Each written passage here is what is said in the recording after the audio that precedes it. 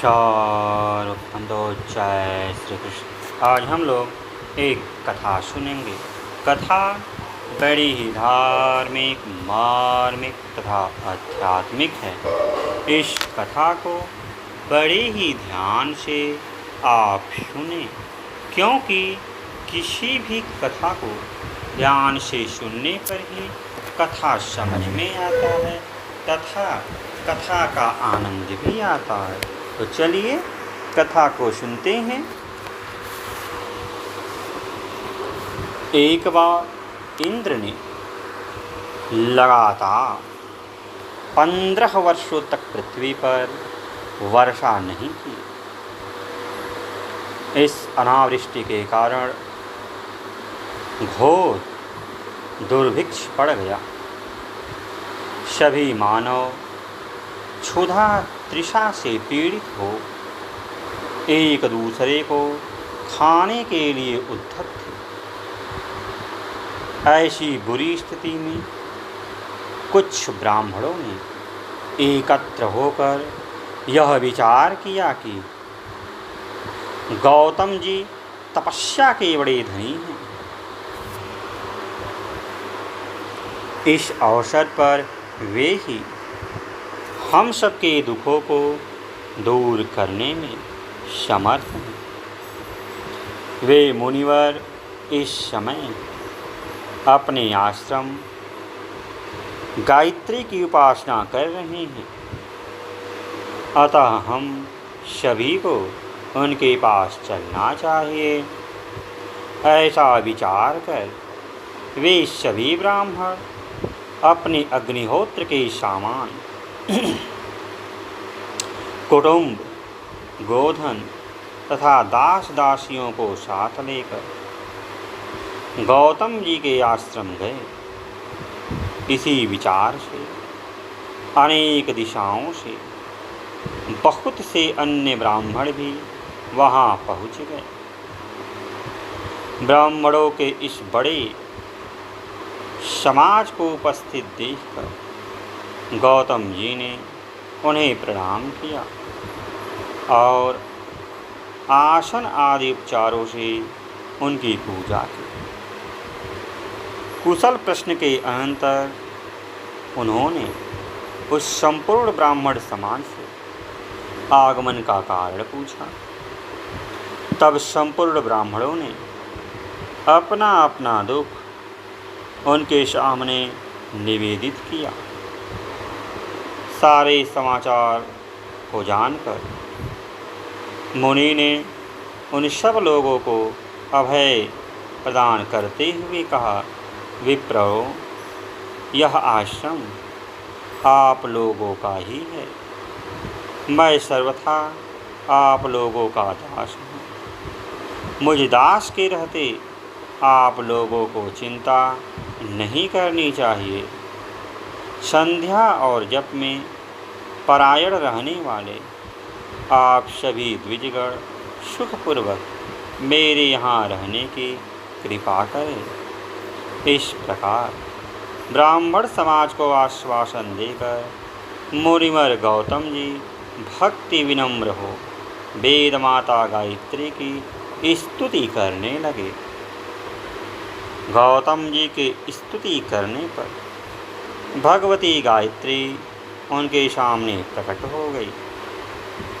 ऋषि गौतम पर प्रसन्न हो भगवती गायत्री ने उन्हें एक ऐसा पूर्ण पात्र दिया जिससे सबके भरण पोषण की व्यवस्था हो सकती थी।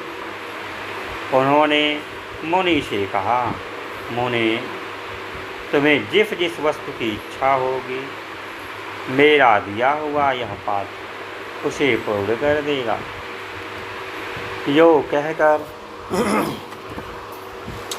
श्रेष्ठ कला धारण करने वाली भगवती गायत्री अंतर्धान हो गई।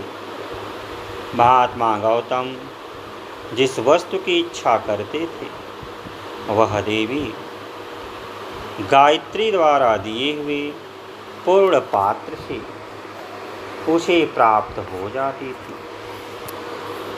उसी समय मुनिवर गौतम जी ने संपूर्ण मुनि समाज को बुलाकर उन्हें प्रसन्नतापूर्वक धन धान्य वस्त्र आभूषण आदि समर्पित किया।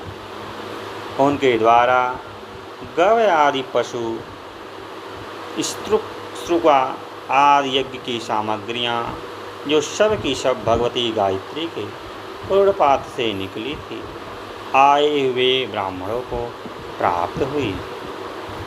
तत्पश्चात सभी लोग एकत्र होकर गौतम जी की आज्ञा से यज्ञ करने लगे। इस प्रकार भयंकर दुर्भिक्ष के समय में भी गौतम जी के आश्रम पर नित्य उत्सव मनाया जाता था। न किसी को रोग का किंचित मात्र भय था, न असुरों के उत्पाती का भी। गौतम जी का वह आश्रम चारों ओर से 100 योजन के विस्तार में था। धीरे धीरे अन्य बहुत से लोग भी वहाँ आए और आत्मज्ञानी मुनिवर गौतम जी ने सभी को अभय प्रदान करके उनके भरण पोषण की व्यवस्था कर दी। उन ऋषि श्रेष्ठ के द्वारा अनेक यज्ञों के संपादित किए जाने पर यज्ञ भाग पाकर संतुष्ट हुए देवताओं ने भी गौतम जी के यश की पर्याप्त प्रशंसा की। इस प्रकार मुनिवर गौतम जी 12 वर्षों तक श्रेष्ठ मुनियों के भरण पोषण की व्यवस्था करते रहे। तथापि उनके मन में कभी लेस मात्र भी अभिमान नहीं हुआ। उन्होंने अपने आश्रम में ही गायत्री की आराधना के लिए एक श्रेष्ठ स्थान निर्माण करवा दिया, जहाँ सभी लोग जाकर भगवती जगदम्बा गायत्री की उपासना करते थे। एक बार गौतम जी के आश्रम में देवर्षि नारद जी पधारे। वे वीणा बजाकर भगवती के उत्तम गुणों का गान कर रहे थे। वहाँ आकर वे पुण्यात्मा मुनियों की सभा में बैठ गए। गौतम आदि श्रेष्ठ मुनियों ने उनका विधिवत स्वागत सत्कार किया। तत्पश्चात नारद जी ने कहा, मुने, मैं देव सभा में गया था। वहाँ देवराज इंद्र ने आपकी प्रशंसा करते हुए कहा कि मुनि ने सबका भरण पोषण करके विशाल निर्मल यश प्राप्त किया है। भगवती गायत्री की कृपा प्रसाद से तुम धन्यवाद के पात्र बन गए हो। ऐसा कहकर देवी की स्तुति करके नारद जी वहाँ से चले गए। उस समय वहाँ जितने भी ब्राह्मण थे, मुनि के द्वारा ही उन सबके भरण पोषण की व्यवस्था होती थी। परंतु उसमें से कुछ कृतज्ञ ब्राह्मण गौतम जी के इस उत्कर्ष को सुनकर ईर्ष्या से जल उठे। तदनंतर कुछ दिनों के बाद धरा पर वृष्टि भी होने लगी और धीरे धीरे संपूर्ण देश में सुभिक्ष हो गया। तब अपनी जीविका के प्रति अस्वस्थ उन द्वेषी ब्राह्मणों ने गौतम जी की निंदा एवं उन्हें शाप देने के विचार से एक माया की गौ बनाई, जो बहुत ही कृशकाय एवं मरणासन थी। जिस समय मुनिवर गौतम जी यज्ञशाला में हवन कर रहे थे, उसी क्षण वह गौ वहाँ पहुँची। मुनि ने हूँ शब्द से उसे वारण किया। इतने में ही उस गौ के प्राण निकल गए। फिर तो उस दुष्ट ब्राह्मणों ने यह हल्ला मचा दिया कि गौतम ने गौ की हत्या कर दी। मुनिवर गौतम जी भी हवन समाप्त करने के पश्चात इस घटित घटना पर अत्यंत आश्चर्य करने लगे।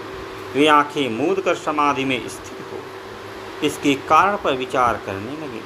उन्हें तत्काल पता लग गया कि यह सब उन द्वेषी ब्राह्मणों का ही कुचक्र है। उस समय क्रोध से भरे हुए प्रलयकालीन रुद्र के समान अत्यंत तेजस्वी ऋषिवर गौतम ने उन द्वेषी ब्राह्मणों को शाप देते हुए कहा, अरे अधम ब्राह्मणों, आज से तुम सदा के लिए अधम बन जाओ। तुम्हारा वेद माता गायत्री के ध्यान और मंत्र जप में कोई अधिकार न हो। गौ आदि दान और पितरों के श्राद्ध से तुम विमुख हो जाओ। कृच्छ चंद्रायण तथा प्रायश्चित व्रत में तुम्हारा सदा के लिए अंधकार हो जा। तुम लोग माता पिता पुत्र भाई कन्या एवं भार्या का विक्रय करने वाले व्यक्ति के समान नीचता को प्राप्त करो। अधम ब्राह्मणों, वेद का विक्रय करने वाले तीर्थ एवं धर्म बेचने में लगे हुए नीच व्यक्तियों को जो गति मिलती है वही तुम्हें प्राप्त हो। तुम्हारे वंश में उत्पन्न स्त्री एवं पुरुष मेरे दिए हुए हिसाब से दग्ध होकर तुम्हारे ही समान होंगे। गायत्री नाम से प्रसिद्ध मूल प्रकृति भगवती जगदम्बा अवश्य ही तुम पर महान कोप है।